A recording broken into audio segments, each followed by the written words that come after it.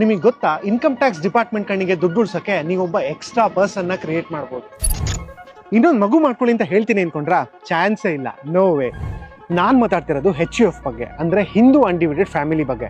ಇದರಿಂದ ನೀವು ತುಂಬಾನೇ ಟ್ಯಾಕ್ಸ್ ಉಳಿಸ್ಬೋದು, ಆದರೆ ಎಷ್ಟೋ ಜನಕ್ಕೆ ಇದ್ರ ಬಗ್ಗೆ ಗೊತ್ತೇ ಇಲ್ಲ. HUF ಫಾರ್ಮ್ ಮಾಡೋದ್ರಿಂದ ನಿಮಗೊಂದು ಎಕ್ಸ್ಟ್ರಾ ಪ್ಯಾನ್ ಕಾರ್ಡ್ ಸಿಗುತ್ತೆ. ಅದನ್ನ ಯೂಸ್ ಮಾಡಿ ನೀವು ಸಪರೇಟ್ ಬ್ಯಾಂಕ್ ಅಕೌಂಟ್ ಕೂಡ ತಗೊಬಹುದು.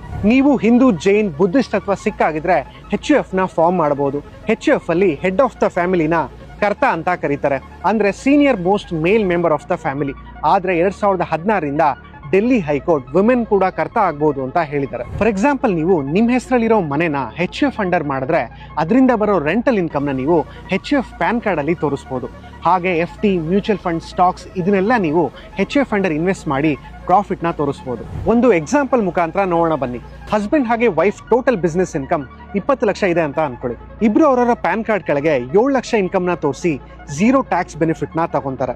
ಇನ್ನೂ ಉಳಿದಿರೋ 6 ಲಕ್ಷನ HUF ಕೆಳಗೆ ತೋರಿಸ್ಬೋದು. ಯಾಕಂದ್ರೆ HUFಗೂ ಫ್ಯಾಮಿಲಿ ಬಿಸ್ನೆಸ್ ಅಲ್ಲಿ ಪಾಲಿದೆ. ಆ 6 ಲಕ್ಷಕ್ಕೆ HUF ಜಸ್ಟ್ 15,000 ಟ್ಯಾಕ್ಸ್ ಕಟ್ಟಬೇಕಾಯ್ತು.